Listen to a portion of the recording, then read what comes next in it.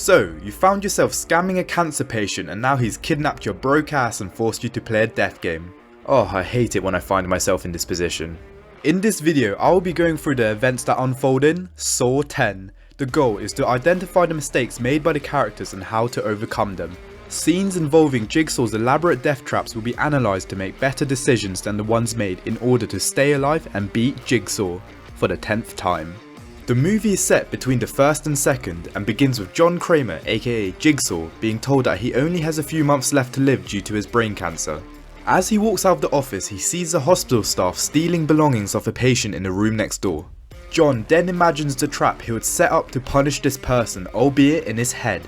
The trap involves vacuum tubes connected to the person's eyes with a device around his fingers on one of his hands.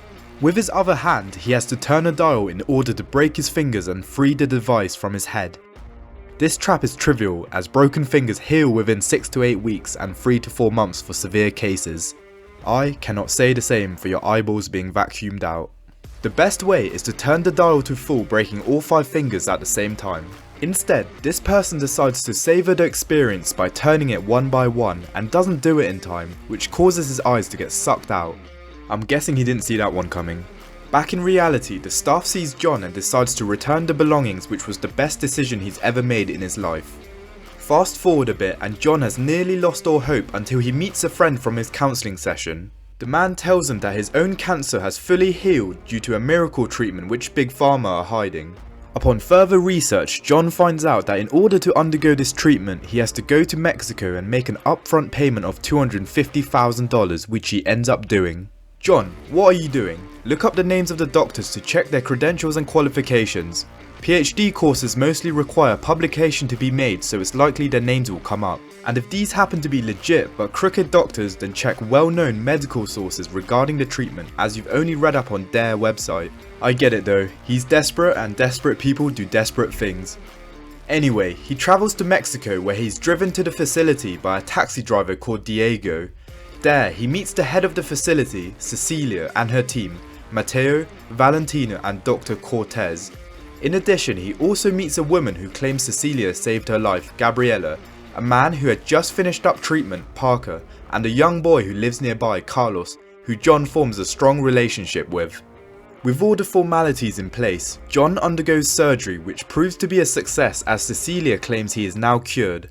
Overwhelmed with joy, John writes a thank you letter and buys a gift for Gabriela, but when he returns to the facility, it's completely empty. The whole treatment was a scam. Oh shit, Prime Jigsaw's about to come out of retirement. After some help from some old acquaintances, John manages to track down and kidnap the taxi driver Diego, which he recognises as being Dr. Cortez. This brings us to our first real trap. Diego's hands are each duct taped to scalpels and a pipe bomb has been surgically attached into his forearms. The game is that he has to cut deep enough into his forearm to pull the wires binding the pipe bombs to his arms so he can release it. Diego tries to escape the warehouse rather than acknowledging those monstrous pipe bombs attached to him, like, bro, what are you going to do once you're outside? You're still going to explode, you just won't be indoors. You should use this time to examine the contraption. Also, cut the duct tape off your hand so you have more mobility and precision with the scalpel. Eventually, Diego complies and plays, which to his credit, he just about beats in time and survives. We then cut to the rest of the scam crew being picked off, starting with Mateo. As he's walking, the sounds of his dogs abruptly stop. Mateo, please tell me a time when your dogs have suddenly stopped barking. Never? So why are you checking it out in the dark unarmed? Also, are you in a cost of living crisis? Turn the damn lights on, you just got a massive paycheck. Instead, he's lurking unarmed in the dark like Batman and gets kidnapped. As for the rest of the crew, they each get kidnapped as well, with Cecilia being last. She runs to her car where she gets ambushed by Kramer and his very own disciple, Amanda. The scam squad are then taken to a warehouse where a series of elaborate traps have been set up for them. This dude really asked why we here, like he isn't part of a multi-million-dollar scamming business which is bound to have some victims coming back for revenge. Anyway, John explains to them why they're here and they beg to be let go. Stop begging. Trust me when I say he's made his mind up. Use this time to look around you and see how your contraption is set up, or if anything can be used to help escape or be used as a weapon. Anyway, Valentina is first up, and my god, this trap is absolutely cutthroat. She has to use a Geely saw to cut her whole leg off, and then insert a tube into it, which would then suck up blood, with the goal of it to suck up bone marrow so that it can be caught on a sieve, which will weigh down a scale, which will then release the saw around her neck. Also notice how the timer doesn't start when John leaves the room. This means that something around you will trigger it, so refrain from tugging or pushing anything until you visually absorbed your surroundings. At first glance, there seems to be a slight gap in between the wires and her neck. This means that if she turns her head to the side and leans, she might be able to tuck her head down, with the worst case being she loses an ear and her cheek skin. From here she can activate the trap, which will pull the saw inwards and then sit back up afterwards. However, since John and Amanda are watching, it's unlikely they'll allow this, and also the sides may be too narrow, therefore let me present to you Plan B.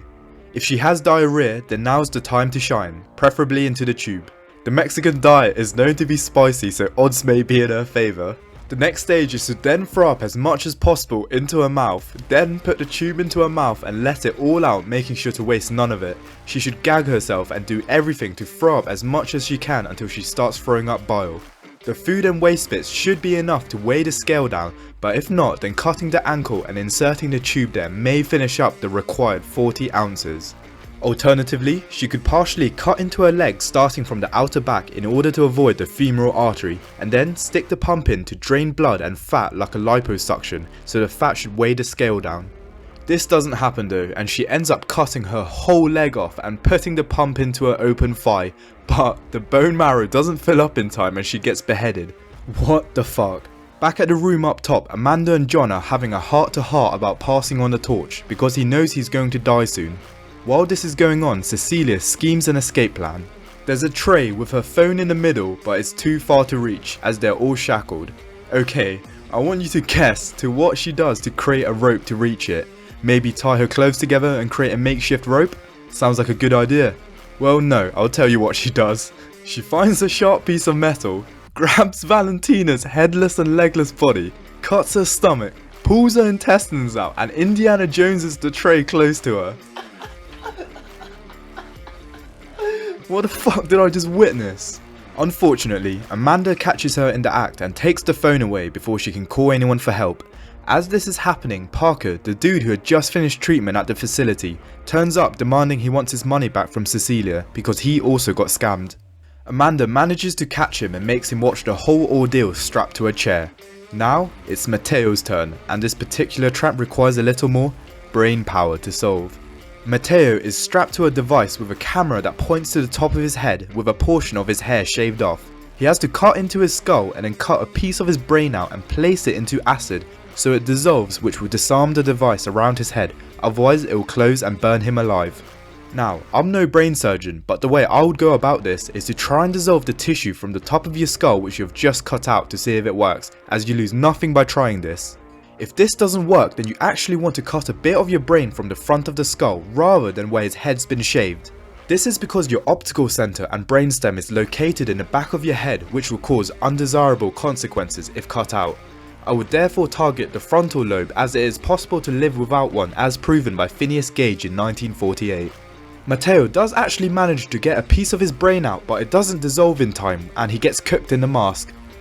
Gabriella is next, and her trap involves one of her arms being chained and one of her legs being chained and being raised up by the arm into the air like a doner kebab. She is then subjected to strong ionizing radiation and is tasked with hammering her ankles and wrists so that she can wriggle out of the cuffs. Not much advice I can give here apart from hammer your ankle first so that you don't fall awkwardly and don't scam cancer patients in the future. Also, attempt to turn yourself around or use one arm to put your jacket over your face to avoid turning into the lizard from Spider-Man. After some time, Gabriella manages to escape the trap but is in critical condition from both the injuries and the radiation. Back up top, John decides to release Parker, but he ends up being Cecilia's boyfriend and holds both John and Amanda at gunpoint, demanding that they release her. With Cecilia now free, she stomps Gabriella to death and puts John into his own trap and chains up Amanda so that she can watch. The last trap, however, is made for two people. Remember this kid from the beginning? Cecilia spots him outside and lures him in to put into the trap with John. Real evil. This game I will call Waterboard Seesaw. Bloodboard Seesaw actually. John is strapped to one side and Carlos to the other, both face up. They each have a lever which will cause blood to waterboard them. Teamwork is key to trivializing this game, as you can easily alternate so each participant catches a breath before taking their turn, which is exactly what happens. While this is happening, Cecilia and Parker go to the room up top to collect the money, but when they grab the duffel bag, the room closes and a timer starts.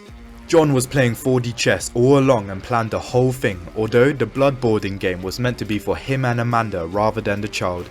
Amanda releases her chains and helps release John and Carlos as the three of them watch the final game unfold from below. For this game, the room slowly fills up with toxic gas and there is only one gap where someone can stick their head out to breathe. They both run for the gap, but this is a rookie mistake. I would wait for the other person to run for the gap, and as the head is sticking out, I would knee them in the liver area and then unalive them while they're on the floor. Instead, they fight and Cecilia comes out on top and survives. The film then ends with John, Amanda and Carlos leaving the warehouse with a bag full of money and Cecilia still alive in the warehouse. With that being said, all but the leg and the brain one was relatively easy, and even with those two we managed to figure out how to overcome them efficiently, so I'll confidently say that the traps in Saw 10 were beaten. Thanks for watching. If you enjoyed the video, make sure to hit the like and subscribe button and let me know in the comments how you would beat these traps. Oh, and one last thing, don't scam cancer patients.